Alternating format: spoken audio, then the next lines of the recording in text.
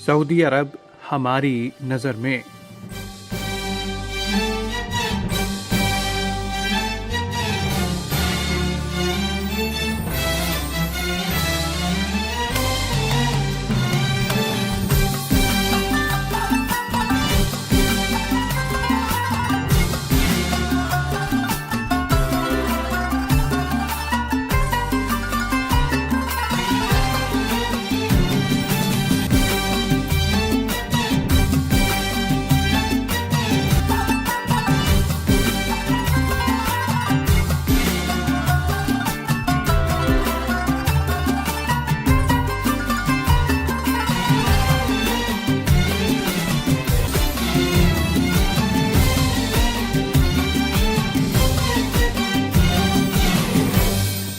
इस वक्त हमारे साथ टेलीफोन लाइन पर हैं जामिया मिल्लिया इस्लामिया में इस्लामिक रिसर्च सेंटर व उर्दू अकेडमी के साबिक़ सरबराह और अक़लियतों के लिसानियाती इदारे के डायरेक्टर जनाब प्रोफेसर अख्तर उल वासित साहब। जनाब प्रोफेसर अख्तर उल वासित साहब, मैं सबसे पहले तो इस प्रोग्राम में अपनी तरफ से और सऊदी रेडियो के सामीन की तरफ से आपका खैर मक़दम करता हूँ। अस्सलाम वालेकुम। वालेकुम अस्सलाम व रहमतुल्लाहि व बरकातहू। मैं सऊदी रेडियो और आपका शुक्रिया अदा करता हूँ और आपके सामीन जो हैं उनको भी सलाम पेश करता हूँ। सिर्फ इतना मुझे बताना है कि मैं अब जामिया से रस्मी तौर पर मुताल्लिक नहीं हूँ और मैं इस वक्त बहैसियत कमिश्नर बराए लिसानी अक़लियात हुकूमत हिंद अपने फ़राइज़ अंजाम दे रहा हूँ। जी जनाब प्रोफेसर अख्तर वासित साहब, 22 फरवरी से 25 फरवरी 2015 तक मुक़द्दस शहर मक्का मुकर्रमा में इस्लाम और दहशतगर्दी के ज़ेर उन्वान आलमी इस्लामी कॉन्फ्रेंस राब्ते आलमी इस्लामी की मेज़बानी और ख़ादिम हरमैन शरीफ़ैन शाह सलमान बिन अब्दुल अज़ीज़ की सरपरस्ती में हुई। आपकी नज़र में इसकी अहमियत और इफ़ादियत क्या है? नहीं, ये गैर मामूली कदम है जिसकी जितनी भी तहसीन और सताइश की जाए कम है, क्योंकि ये आवाज बलदुल अमीन से उठती है और ये वो बलदुल अमीन है जहाँ पर के सादिक व अमीन जनाब अहमद मुश्तबा मोहम्मद मुस्तफ़ा सल्लल्लाहु अलैहि वसल्लम जो है उनकी विलादत बासआदत हुई और सारी दुनिया के लिए रहमत बना के अल्लाह ने उन्हें भेजा। तो एक ऐसी सरजमीन से जो आवाज उठती है उसके वक़ी होने में, उसके मुअस्सिर होने में और उसकी अहमियत से कोई इनकार नहीं कर सकता है। इसके लिए हम खादिम हरमैन शरीफैन जनाब मलिक सलमान बिन अब्दुल अजीज और साथ में राब्ता आलम इस्लामी के जो सेक्रेटरी जनरल है अब्दुल्लाह मोहसिन तुर्की साहब, उनको मुबारकबाद पेश करते हैं कि उन्होंने आलम इस्लाम की तरफ से इस कॉन्फ्रेंस का एहतमाम करके सारी दुनिया को एक पैगाम दिया है कि इस्लाम का दहशतगर्दी से कुछ लेना देना नहीं है और कुछ भटके हुए लोग हैं जो इस्लाम का नाम ले रहे हैं और ये इस्लाम और मुसलमान दोनों के बदतरीन दुश्मन हैं और इनका इस्लाम से कुछ लेना देना नहीं है। जी जनाब प्रोफेसर अख्तर वासित साहब, इंसदाद दहशतगर्दी कॉन्फ्रेंस ने 25 फरवरी को इनेकाद के आखिरी दिन एक तो मुश्तरका एलामिया और दोम ऐलान मक्का जारी किया। कॉन्फ्रेंस ने मुश्तरका एलामिया में दहशतगर्दी के नुमाया नुकसानात भी गिनवाए। इनमें से सबसे पहला नुकसान ये बताया गया था कि पूरी दुनिया में इस्लाम की तस्वीर बिगाड़ दी गई, दहशतगर्दी और इंतहा पसंदी को इस्लाम से जोड़ दिया गया। इस पर आपका तबसरा और हिंदुस्तान में इस हवाले से क्या मंजरनामा है? नहीं, मैं समझता हूँ कि ये जो तज्जिया पेश किया गया है ये बिल्कुल सही है। इसमें चाहे वाकयाती तौर पर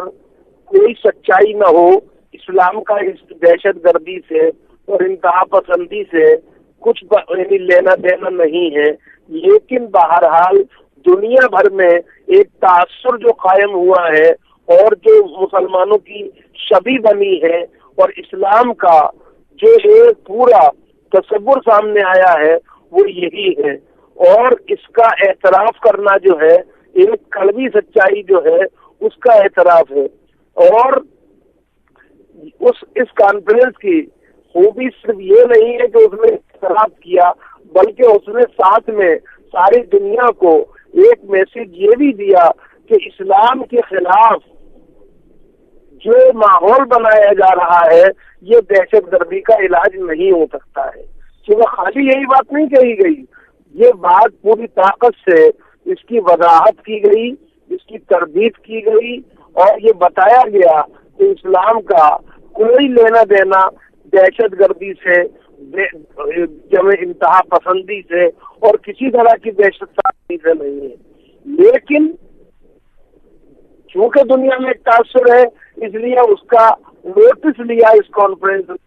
اور بعد میں ساتھ میں ساری دنیا سے یہ بھی کہا کہ اسلاموفوبیا جو ہے، اسلام کے خلاف جو ماحول بنایا جا رہا ہے، یہ دہشت گردی کے خاتمے اور تدارک میں کامیاب نہیں ہو سکتا ہے۔ تو اس پورے تناظر میں دیکھنا چاہیے کہ یہ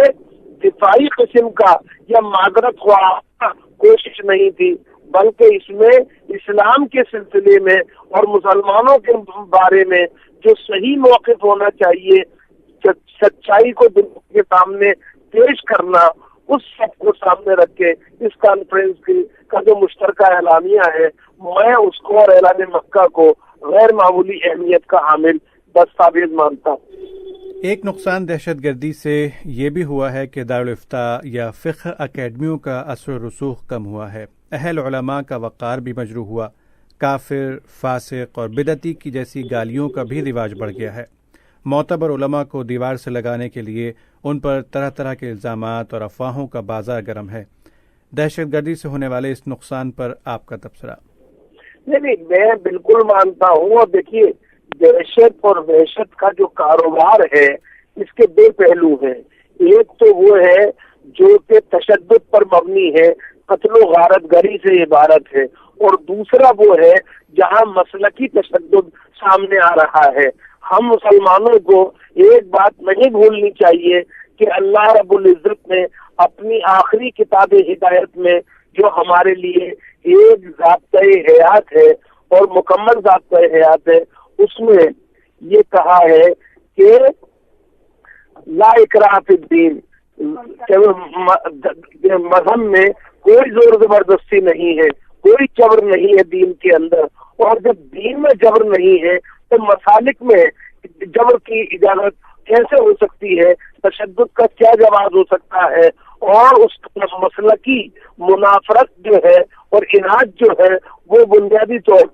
عالم اسلام کو ایک طرح پارا پارا کرنے پہ تلی ہوئی ہے، اور وہ اسلامی دنیا جو ایک جسد واحد کی طرح ہے اس کے کو پارا پارا کرنے پہ تلی ہوئی ہے۔ ہمیں اس کے بارے میں غور کرنا چاہیے، اور اس بات پر کوشش یہ نہیں بھولنا چاہیے کہ جتنے بھی ہمارے مذہبی مسالک ہیں، دینی مسالک ہیں، فرقے ہیں، ان سب کے جو مذہبی پیشوا ہیں وہ ہماری عقیدتوں کا محور ہے، ہمارے عقیدے کا محور نہیں ہے۔ عقیدے کا محور صرف اللہ، اس کا رسول، اس کی کتاب ہے، اور اس بات پر اگر ہم سمجھ جائیں اور اس بات کو مان لیں تو کوئی پریشانی کی بات نہیں ہے۔ سب کو اپنے اپنے مسالک پر قائم رہنے کا حق موجود ہے، لیکن کسی دوسرے کے اوپر کیچڑ اچھالنا اور نفرت پھیلانا اور ایک دوسرے کی تکذیب میں کوشش کرنا، یہ میرا خیال یہ ہے کہ اسلام اور مسلمان دونوں کے حق میں نہیں ہے۔ جی، دہشت گردی کا ایک نقصان یہ بھی بتایا گیا ہے کہ صحیح اسلامی فکر کے باغی عناصر من گھڑت تشریحات اور خود ساختہ اسلامی احکام کا سہارا لے کر مسلمانوں اور مسلم ممالک میں ویزوں پر آنے والے غیر مسلموں کو وحشیانہ انداز میں ہلاک کر رہے ہیں۔ آپ اس سلسلے میں کیا کہتے ہیں؟ یہ میں آپ کو بتاتا ہوں کہ یہ اللہ اور اس کے رسول اور اس کی کتاب تینوں کے مجرم ہیں، چونکہ اللہ نے اپنی کتاب ہدایت میں، قرآن حکیم میں، رب العالمین نے رحمت للعالمین کے ذریعے جو ہمیں تک پہنچائی، اس میں صاف کہہ دیا گیا کہ ایک بھی معصوم بے قصور کو قتل کرنا ساری انسانیت کو قتل کرنے کے مترادف ہے۔ بے اور اللہ رب العزت کے آخری رسول جناب محمد رسول اللہ صلی اللہ علیہ وسلم نے صاف طور پہ فرمایا کہ گالی دینا، بخاری شریف کی حدیث ہے کہ گالی دینا فسق ہے اور قتل کرنا کفر ہے۔ تو جو لوگ اللہ کے رسول صلی اللہ علیہ وسلم نے جب یہ واضح طور پہ یہ بات فرما دی ہے تو جو لوگ یہ کر رہے ہیں، میرا اپنا یہ ماننا ہے کہ یہ ہمارے زمانے کے نیو خوارج ہیں جو کہ امت مسلمہ کو ایک انتشار کو مبتلا کر رہے ہیں، اسلام کی بدنامی اور رسوائی کا سبب بن رہے ہیں، مسلمانوں کے لیے دنیا میں جو زمین ہے اس کو تنگ کرنے پہ تلے ہوئے ہیں اور ساری دنیا میں مسلمانوں کے خلاف ایک نفرت کا ماحول پیدا کرنے کی کوششوں میں جڑے ہوئے ہیں۔ ہمیں ان کا مقابلہ انتہائی سختی سے کرنا چاہیے۔ ہمیں یہ نہیں بولنا چاہیے کہ اسلام انسانی جان کی حرمت کا سب سے بڑا وکیل مذہب ہے۔ ہمیں یہ نہیں بھولنا چاہیے کہ اسلام شرف انسانیت جو ہے اس کا سب سے بڑا وکیل ہے۔ ہمیں یہ نہیں بھولنا چاہیے کہ اسلام وہ مذہب ہے جو وحدت الہ اور وحدت دین کے ساتھ وحدت آدم کا مذہب ہے۔ اس لیے جو بھی کسی بے قصور کو، کسی معصوم کو، کسی مظلوم کو ستاتا ہے وہ اللہ، اس کے رسول اور اس کی کتاب کا مجرم ہے اور ان کی خلاف ورزی کرتا ہے، اور ان کو کسی صورت میں نہیں بخشا جانا چاہیے۔ اور میں سمجھتا ہوں کہ وہ وقت آ گیا ہے کہ جب عالم اسلام کی تمام قوتیں متحد ہو کر اپنی تمام جو ان کی قوت ہے اس کا استعمال ایک ایسی انتہا پسند، دہشت گرد، دہشت پسند قوتوں کی سرکوبی میں اور ان کا خلا خما کرنے میں پوری طرح صرف کریں، ورنہ جب ساری دنیا جو ہے اس کے سامنے ہمارے لیے جو مسائل اور مسائل پیدا ہوں گے ہم ان کا تصور بھی نہیں کر سکتے۔ یقیناً۔ جناب پروفیسر عبدالواسی صاحب، کانفرنس کے شرکاء نے رابطہ عالم اسلامی سے کہا کہ وہ انسداد دہشت گردی کا عالمی ادارہ قائم کریں۔ یہ ادارہ دہشت گردی کا ہمہ جہتی مطالعہ کرے، دہشت گردی کے اسباب و محرکات کا جائزہ لے، تحقیقی مقالے شائع کرے، دہشت گردی سے بچاؤ کے عملی پروگرام تیار کرے۔ اس تجویز کو آپ کس نظر سے دیکھتے ہیں؟ میں اس کو بڑی اہمیت دیتا ہوں، اور سب سے بڑی بات یہ ہے کہ رابطہ عالم اسلامی کو اس وقت ترجیحی بنیادوں پر جو کام کرنا چاہیے وہ یہ ہے کہ جو ہماری نئی نسل ہے جس کو کہ انٹرنیٹ کی مدد سے، گوگل کے حوالے سے ایک طرح سے گمراہ کیا جا رہا ہے اور اسلام کی جو روح ہے اس کے منافی ان کے ذہن بنائے جا رہے ہیں، ان سب اور نئی نسل کو اسلام کی حقیقی اسپرٹ اور جو روح ہے اس سے متعارف کرانے کے لیے اور دہشت اور وحشت کے جو مظاہر ہیں ان کے خلاف ان پر تمام حقائق کو کشف کرنے کے لیے ہم ایک پروگرام بنانا چاہیے، کیونکہ اس وقت سب سے بڑی ضرورت یہ ہے کہ ہماری نئی نسل جو ہے وہ گمراہ ہو کر اور بھٹک کر کہیں ان قوتوں کے ساتھ نہ چلی جائے جیسا کہ ابھی ہمیں کچھ دیکھنے کو ملا ہے۔ میں سمجھتا ہوں یہ بہت ضروری چیز ہے، اور اس سلسلے میں رابطہ عالم اسلامی کو یہ بھی کرنا چاہیے کہ دنیا کے دوسرے ممالک جو ہیں وہاں پر بھی اس طرح کی کانفرنسوں کا انعقاد کرنا چاہیے۔ اور ساتھ میں ایک بات جو اور ہے وہ یہ کہ دہشت گردی اور وحشت جو ہے اس کو کے لیے کوئی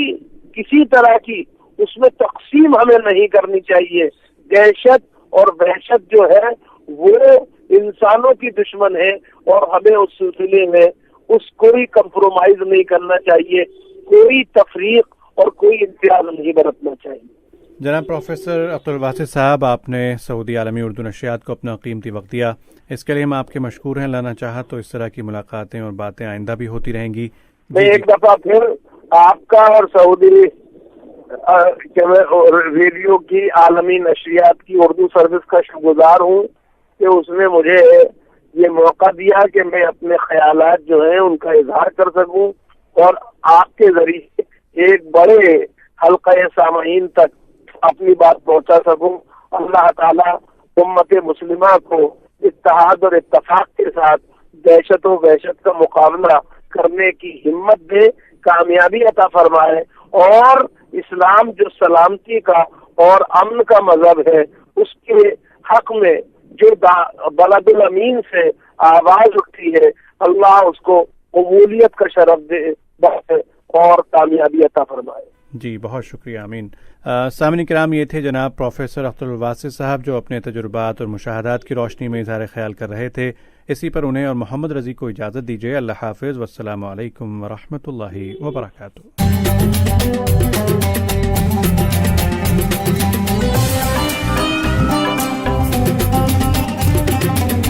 سعودی عالمی اردو نشریات